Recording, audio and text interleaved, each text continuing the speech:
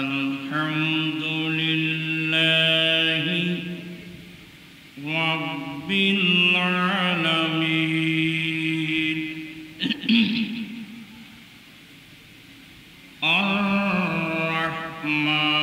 الرحمن الرحيم خالق السماوات والأرضين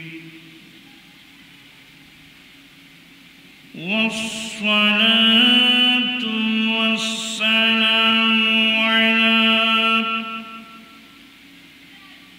سيدنا وسندنا سيد الأنبياء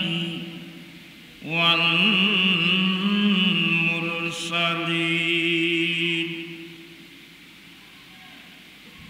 وعلى آله وأصحابه أجمعين أما بعد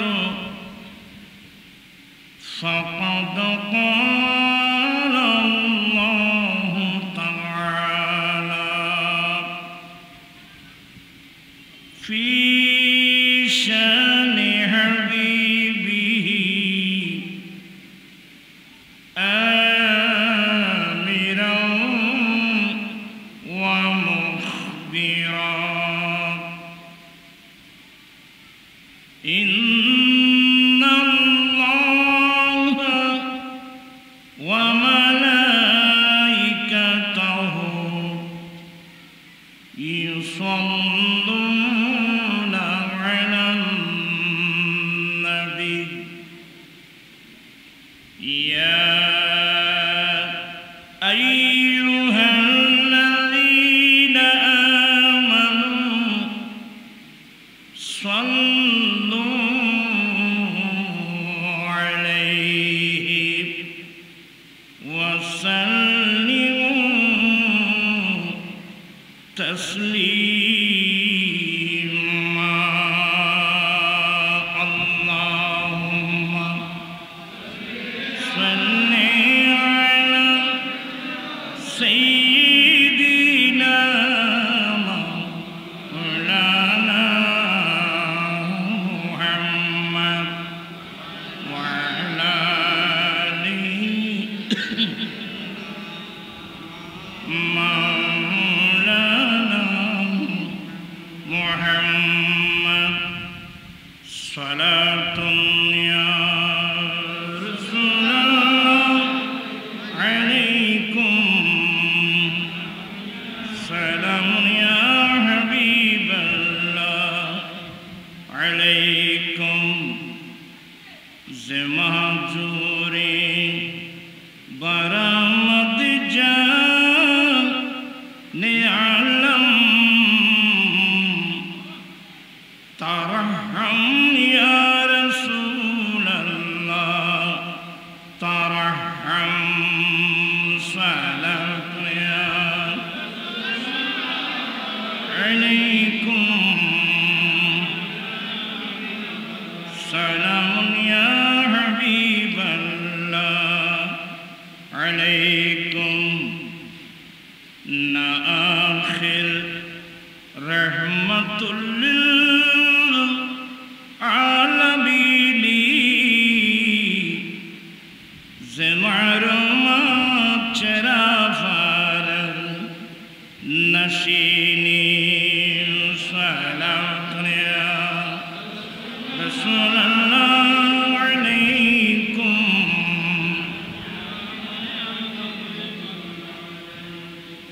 أعوذ بالله من الشيطان الرجيم بسم الله الرحمن الرحيم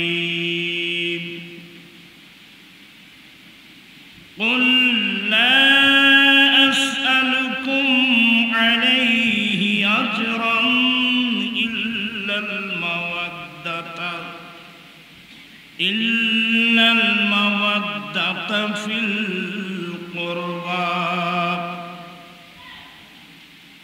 صدق الله مولانا العظيم وصدق رسوله النبي الحبيب الكريم ونحن على ذلك لمن الشاهدين والشاكرين والحمد لله رب العالمين ربي صل وسلم وبارك عليه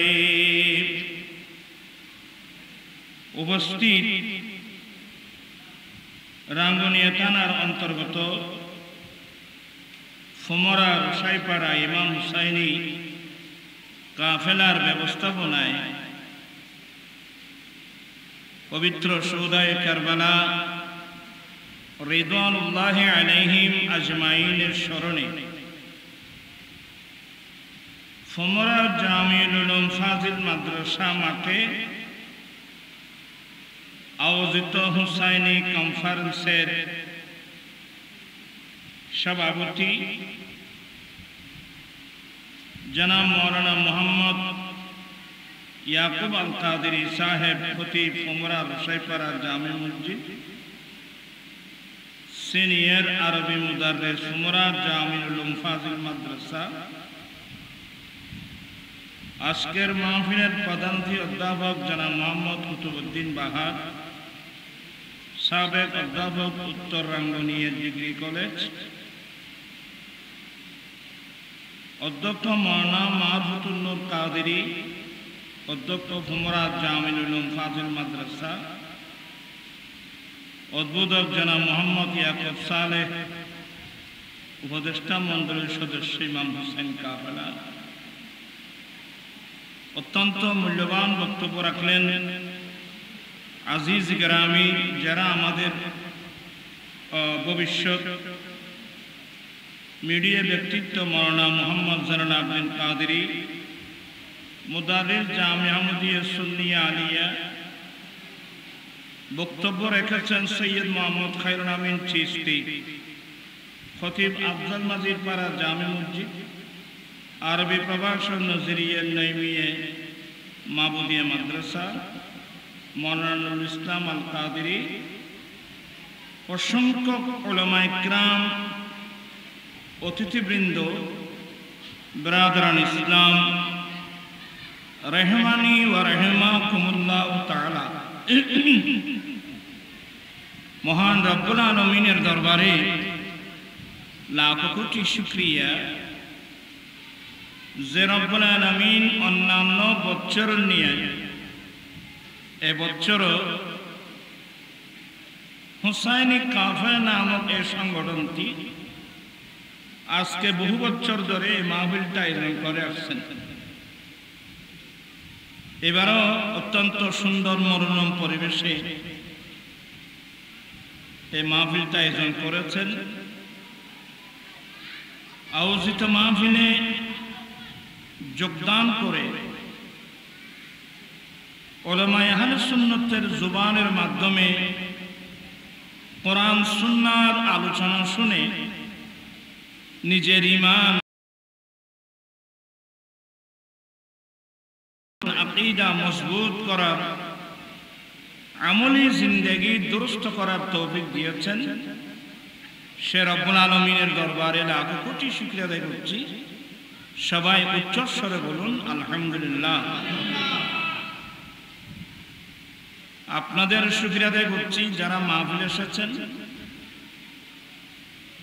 যারা স্টেজের তশরিফ আর মামার ডানে বামে পিছনে যাদের আগমনে মাহফিলের সৌন্দর্য বৃদ্ধি হয়েছে, আমি তাদের শুকরিয়া আদায় করছি। অসংখ্য পর্দানসীন মা বোন যারা পর্দার আড়ালে বসে বসে উলামায়ে কেরামদের আলোচনা শুনছেন, আমি তাদের শুকরিয়া আদায় করছি। অনলাইনের মাধ্যমে যে যে দেশ থেকে আজকের মাহফিল দেখছেন, আমি তাদের শুকরিয়া আদায় করছি। রব্বুল আলামিন আমাদের আশা বসা সাহেব দাওয়াতের ইন্তজামকে কবুল করুক। সবাই বলুন আমিন। আসলে আমি অসুস্থ মানুষ,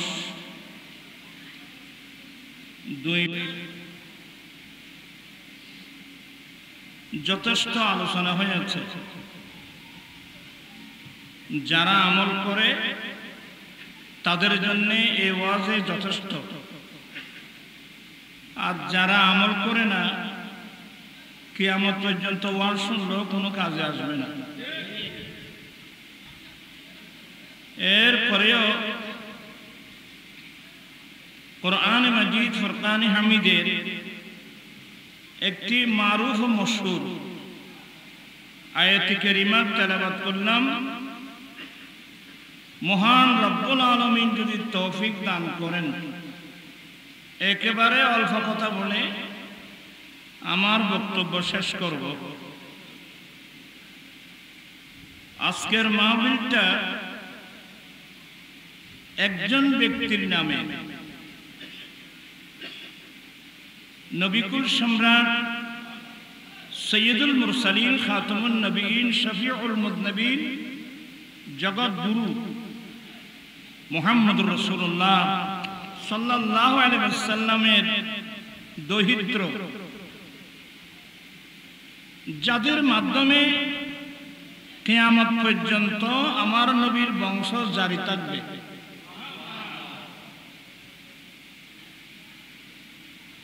দুনিয়ার মানুষের বংশ জারি থাকবে, বংশপুষ্টি জারি থাকবে ছেলের মাধ্যমে। কিন্তু রাসূল করিম সাল্লাল্লাহু আলাইহি ওয়াসাল্লামের বৈশিষ্ট্যতা, আমার নবীর বংশপুষ্টি জারি থাকবে মেয়ে ফাতেমাতুজ জাহরার মাধ্যমে।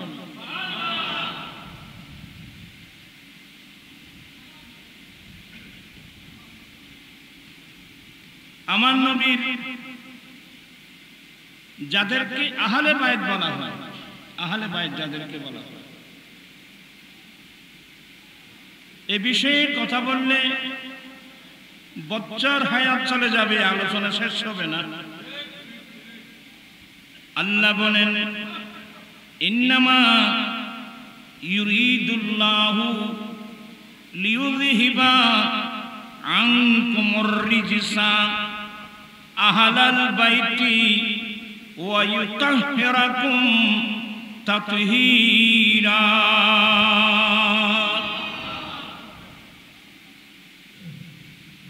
এ আমার আহলে বাইত,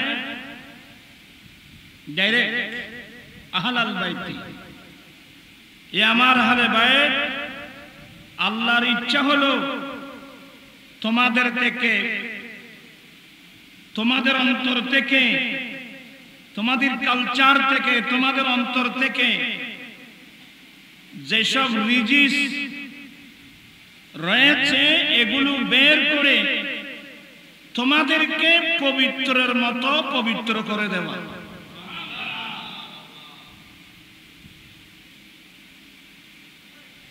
এত বড় আয়াত কারিমা,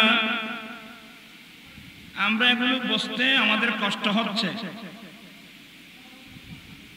এই আমার আহলে বাইত, আল্লাহর ইচ্ছা হলো, আল্লাহ কথা বলছেন এখানে, আল্লাহর ইচ্ছা হলো এই আমার আহলে বাইত তোমাদের মধ্য থেকে যতগুলো অপছন্দনীয়, যতগুলো রিজিস তোমাদের মধ্যে থাকবে সবগুলো বের করে তোমাদেরকে পবিত্রর মতো পবিত্র করে দেওয়া।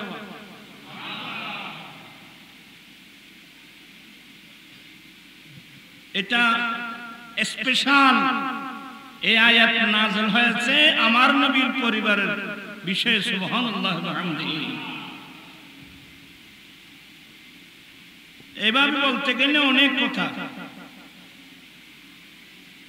আমরা তো 50 টাকার জন্য মিথ্যা মিথ্যা স্লোগান দিই। এর সামনেও নির্বাচন আসতেছে, তো সামনেও নির্বাচন আসতেছে না, দেখবেন আমাদের অনেক ছেলেরা স্লোগান দিবে অমুক ভাইয়ের চরিত্র। ই হতে কিন্তু জলে জিয়াতা মিশে কথা নয়। এত ফুলের মতো পবিত্র হলে আমাদের অবস্থা এই অবস্থা কেন হলো? এগুলো কত কি মিথ্যা স্লোগান, ৫০০ টাকা মাত্র।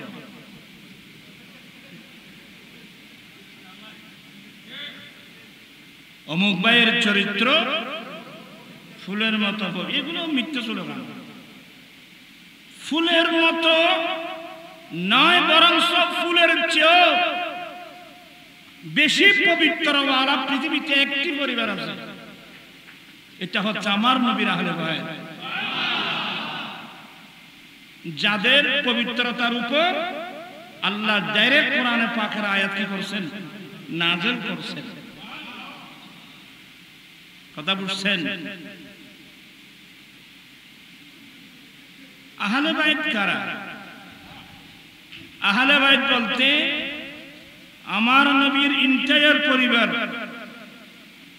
আমাদের আম্মি জান মা খাদিজাতুল কুবরা রাদিয়াল্লাহু তাআলা আনহা থেকে আরম্ভ করে আমার নবীর সমস্ত স্ত্রী, আমার নবীর কন্যা, আমার নবীর কন্যার জামাতা নাতি, সবগুলো আমার নবীর আহলে বাইত।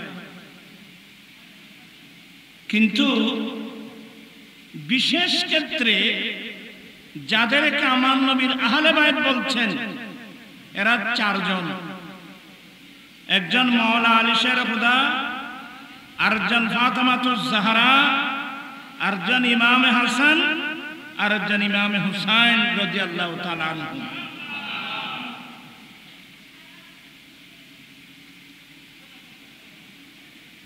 আমার আলা হযরত মুজাদ্দিদে দ্বীনে মিল্লাত ইমাম আহমদ রাজা ফাজলে বেরেলভী কত সুন্দর করে বলছেন, আমি তো এখন বয়স বেড়ে গেছে না, আগের মতো তো পারি না।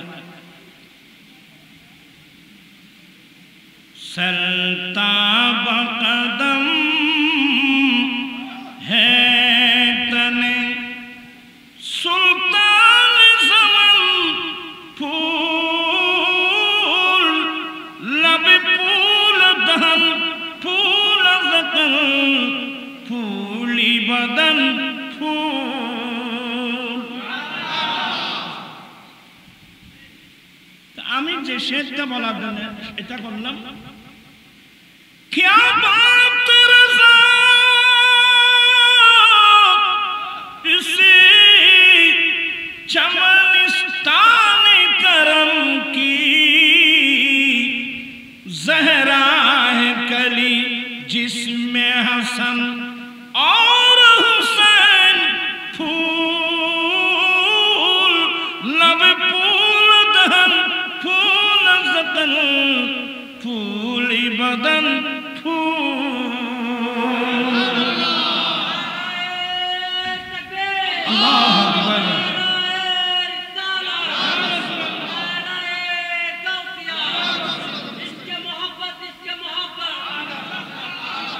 মাশাআল্লাহ।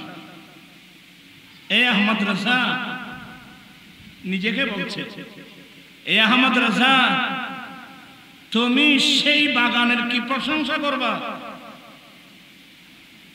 তুমি সেই বাগানের কি প্রশংসা করবা যে বাগান থেকে একটা কলি বের হয়েছে, ওই কলির নাম ফাতেমাতুজ জাহরা।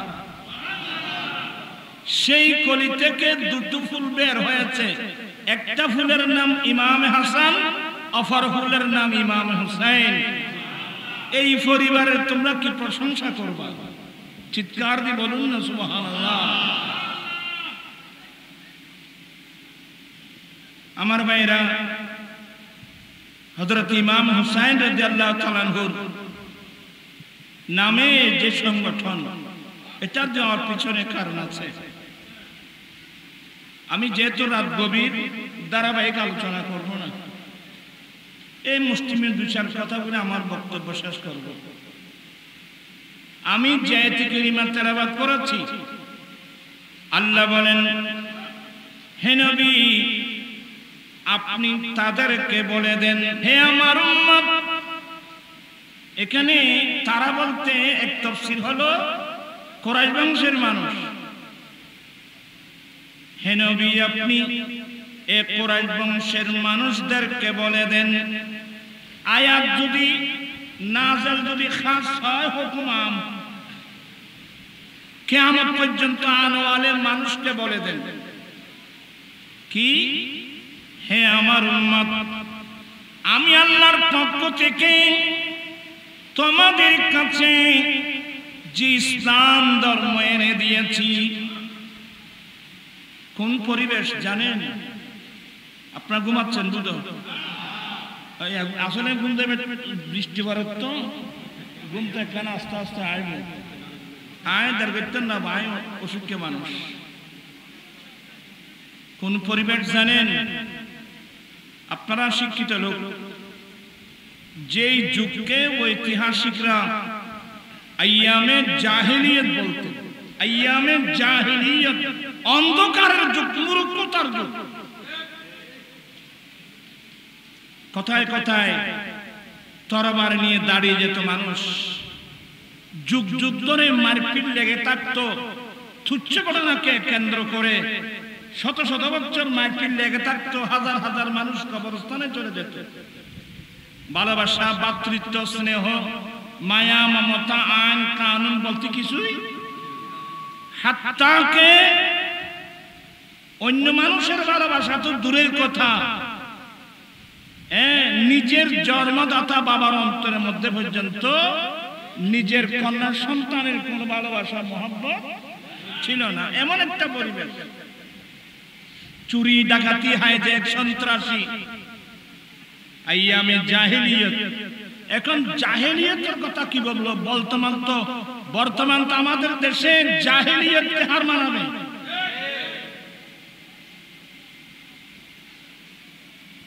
দোয়া করব আল্লাহ সবাইকে হেদায়েত নসিব করুন।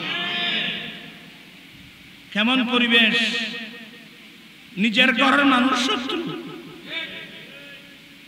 আল্লাহ বলেন, হে নবী আপনি তাদেরকে বলে দিন, এ আমার কুরাইশ বংশের মানুষ তথা কিয়ামত পর্যন্ত আনে বালে উম্মত, আমি নবী আল্লাহর পক্ষ থেকে তোমাদের কাছে যে শরীয়ত, তরিকত, হাকিকত, মারফতের বিধিবিধান, ইসলামী কালচার, ইলমুল হালাল, ইলমুল হারাম, মানব জাতির জীবন বিধান, মানব জাতির জন্মলগ্ন থেকে মৃত্যুকাল পর্যন্ত কি করবে না করবে যাবতীয় বিধিবিধানগুলো আমি নবী আল্লাহর পক্ষ থেকে তোমাদেরকে এনে দিয়েছি।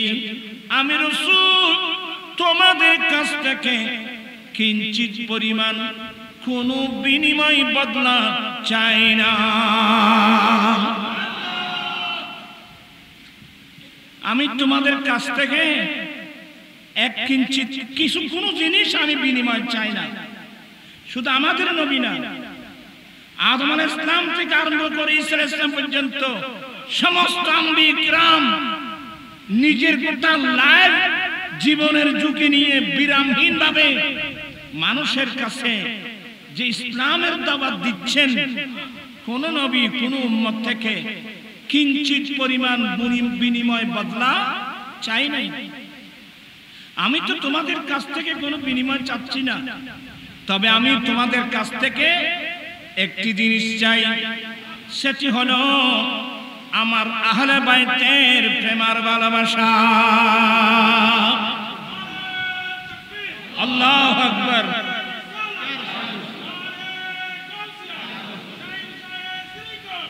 জিন্দাবাদ। আমি তোমাদের কাছ থেকে একটা জিনিস চাই, সেটি হলো আমার আহলে বাইতের প্রেমার ভালোবাসা। তোমরা আমার আহলে বাইতকে ভালোবাসবে, এই জিনিসটা আমি তোমাদের কাছে চাই। আমি যেহেতু সংক্ষিপ্তভাবে বলছি, আচ্ছা আমার নবী যে আমাদের কাছ থেকে নবীর পরিবারের ভালোবাসা চেয়েছেন, আচ্ছা আমরা যদি নবীর পরিবারকে ভালোবাসি, এটা কি নবীর জন্য মঙ্গল না আমাদের মঙ্গল? এটা নবীর জন্য লাভ না আমাদের লাভ? কারণ আমার দয়াল নবী সব সময় উম্মতের কল্যাণ চায়, উম্মতের মঙ্গল চায়। প্রশ্ন করতে পারেন, হুজুর আহলে বাইতের রাসূলকে মুহাব্বত করলে আমাদের লাভটা কি? আসছেন যখন পড়ুন, পরিবেশ বৃষ্টির মৌসুম, পড়তে পারবেন তো? অভ্যাস করুন। সবাই পড়ুন, ভালোভাবে বসেন, মহব্বত করে বসেন, এই অল্প সময়। ক্বালা রাসূলুল্লাহ সাল্লাল্লাহু আলাইহি ওয়াসাল্লাম মাসালু আহলি বাইতি কামাসালি সফিনতি নূহিন আলাইহিস সালাম ফামান রাকিবাহা নাজা ওয়ামান তাখাল্লাফা আনহা হালাকা। বিরক্ত হলেন? ফেরেশতা আমলনামায় লিখে ফেলছে। আমার নবী বলেন, ও আমার উম্মত, আমি নবীর আহলে বাইত যারা, তাদের উদাহরণ হলো নূহ নবীর, নূহ আলাইহিস সালামের জাহাজ। আমি নবীর আহলে বাইতের মিসাল হলো, উদাহরণ হলো নূহ আলাইহিস সালামের জাহাজ। সেদিন নূহ আলাইহিস সালামের যুগে আল্লাহর নবী নূহ আলাইহিস সালাম 950 বছর মানুষকে ইসলামের দাওয়াত দিয়েছিলেন। এরা এমন দুষ্ট, 950 বছর ইসলামের দাওয়াত দেওয়ার পরেও নিজের পরিবার এবং বাইরের লোক সবাই মিলে মানুষ কলমা পড়েছেন 80, মাত্র 82 জন। কত? মাত্র 80-82 জন। আরেকদিন আল্লাহর নবী নূহ আলাইহিস সালামের অন্তরে আঘাত এসে গেল। 950 বছর যাবত আপনার চেষ্টা চালিয়েছি, বিরামহীন ভাবে আমি চেষ্টা করেছি মানুষকে ইসলামের দাওয়াত দেওয়ার জন্য, মানুষকে শিরিক বেদাতের অন্ধকার পথ থেকে আল্লাহর দিকে আনার জন্য। 950 বছর যাবত আমি কষ্ট করেছি, কিন্তু 950 বছর কষ্ট করার পরে মুসলমান কজন? 80-82 জন।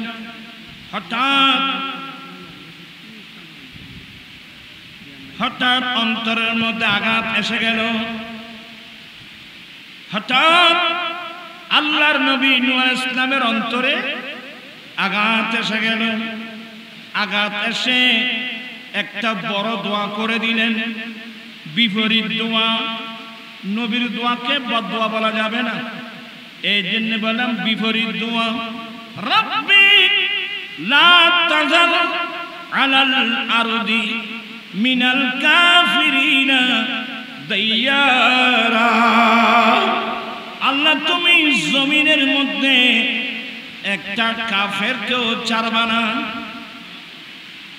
আমার নবীর আরেকটা হাদিস, আমার নবী বলেন, লিকুল্লি নবিয়্যিন দাওয়াতুম মুস্তাজাবা। প্রত্যেক নবীদের জন্য আল্লাহ এমন দোয়ার বাজিত দিয়েছেন, নবীদের প্রত্যেকটা দোয়া আল্লাহর দরবারে কবুল। এরপরে আল্লাহ প্রত্যেক নবীদের জন্য একটা বড় বড় দোয়ার বাজেট দিয়েছেন, যেই দোয়া আল্লাহর দরবারে কবুল। আমার দয়াল নবী বলেন, সমস্ত আম্বিয়ায়ে কিরাম এই দুনিয়ায় থাকতে ওই বড় বাজেট ব্যয় করে ফেলছে, আর আল্লাহ আমি নবীর জন্য যে একটা বড় বাজেট দিয়েছেন, আমি এটা খরচ করি নাই, আমি ব্যয় করি নাই, এটা আমি জমা রেখেছি। ইয়া রাসূলুল্লাহ, আপনি কোন দোয়াটা জমা রাখছেন? বলে, কিয়ামতের কঠিন দিনে, কিয়ামতের কঠিন দিনে গুনাহগার ফাফি টাফি মানুষকে সুপারিশ করে জান্নাতে নিয়ে যাওয়ার বাজে। আল্লাহু আকবার কবীরা। তো নূহ আলাইহিস সালামের জন্য যে দোয়ার বাজে এটা উনি করে দিলেন। তো আল্লাহ তুমি জমিনের মধ্যে একটা কাফেরকেও ছাড়বে না। আল্লাহ বলেন নূহ অস্ত্র বড়টা মেরে দিয়েছ? হ্যাঁ আল্লাহ মেরে দিয়েছি। জাহাজ তৈরি করো, একটা কাফেরকেও ছাড়বো না। আমার ভাইয়েরা, উলামা ইকরামদের জুবানে শুনেছেন বিশ্বব্যাপী আল্লাহ বন্যা দিয়েছেন। ওই সময় নূহ আলাইহিস সালামের জন্য যে একটা জাহাজ বানানো হয়েছে, নূহ আলাইহিস সালাম বলেন ও আমার উম্মত যারা ঈমান এনেছো, আজকে আল্লাহ এমন গজব দেবে, আল্লাহর গজব থেকে কেউ রেহাই পাবে না। রেহাই পাবে কারা? যারা আমি নূহ আলাইহিস সালামের জাহাজের আশ্রয় নেবে। আমার নবী বলেন ফামান রাকিবাহা, সেদিন যারা নূহ আলাইহিস সালামের জাহাজে আশ্রয় নিয়েছিল ওরা আল্লাহর কহর আর গজব থেকে রক্ষা পেয়েছিল। আর যারা নূহ আলাইহিস সালামের জাহাজে আশ্রয় নেয় নাই ওরা ধ্বংস হয়েছে। আমার নবী বলেন আমার আহলে বাইত হলো তোমাদের জন্য নূহ আলাইহিস সালামের জাহাজের মতো। চিৎকার দিয়ে বলুন না সুবহানাল্লাহ।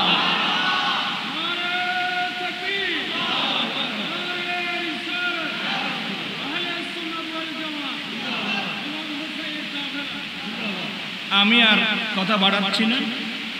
আকাশ ভালো না, অনেকে কষ্ট পাবেন। আসলে এগুলো বলতে গেলে অনেক লম্বা আলোচনা আসবে।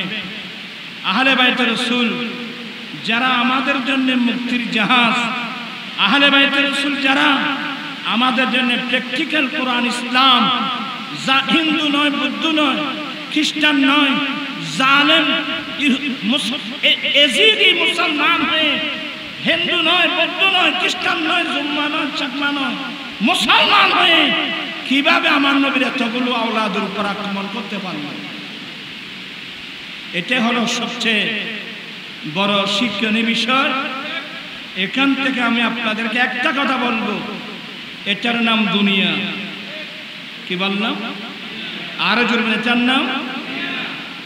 যার যদি কোনো মানুষের অন্তরে দুনিয়ার মায়া এসে যায়, জায়গা জমিনের মায়া এসে যায়, নেতৃত্বের মায়া এসে যায়, কর্তৃত্বের মায়া এসে যায়, মন্ত্রিত্বের মায়া এসে যায়, দুনিয়ার মায়া এসে যায়, ওই সময় মানুষ আল্লাহকেও চিনবে না, রসুলকেও চিনবে না, আওলাদ রসুলকে প্রত্যেকে চিনবে। এটা আমার মেন বক্তব্য। দুনিয়াকে ভালোবেসে কোনো লাভ নাই। ভালো যদি বাসতে হয় নবীকে বাসো, ভালো যদি নবী তরানে वाला, নবী বাঁচানে वाला, প্রাণের চেয়ে প্রিয় তাই, প্রাণের চেয়ে প্রিয় তাই নবীকে জানো। ভালো যদি আমরা নবীকে ভালোবাসতে চাই কি চাই না? যারা নবীকে ভালোবাসবে ওরা নবীর আহলে বাইতকে ভালোবাসবে। দুনিয়াকে ভালোবাসে কোনো লাভ